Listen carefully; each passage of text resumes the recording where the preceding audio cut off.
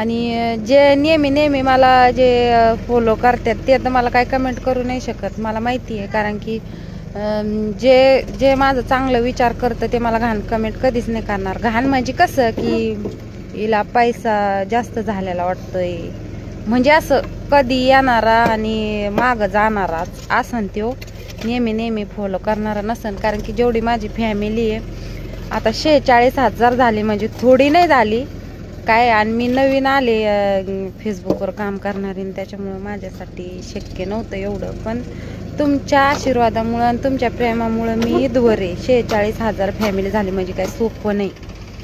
आणि मला माहिती आहे कोण कोण चांगली कमेंट करतं, कोण कोण नाही. कारण की कमेंट मी सगळ्या वाचत असते. मी जरी काम करत असले इरबळ ना, तरी मी थोडा मोबाईल हातात घेऊन का ना सगळ्याच्या कमेंट चेक करते आणि उत्तर देते.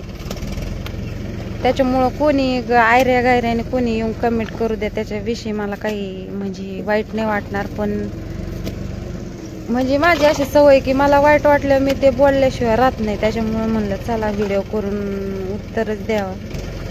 पण जाऊ द्या, ज्याला जे बोलायचं ते बोलू द्या, काय हरकत नाही.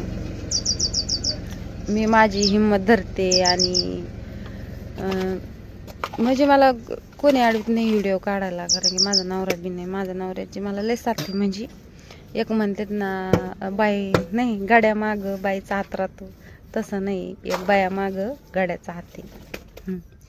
तर जाऊ दे, ज्याला जे वाटेल ते बोलन, मला काही वाईट नाही वाटत देणार मी.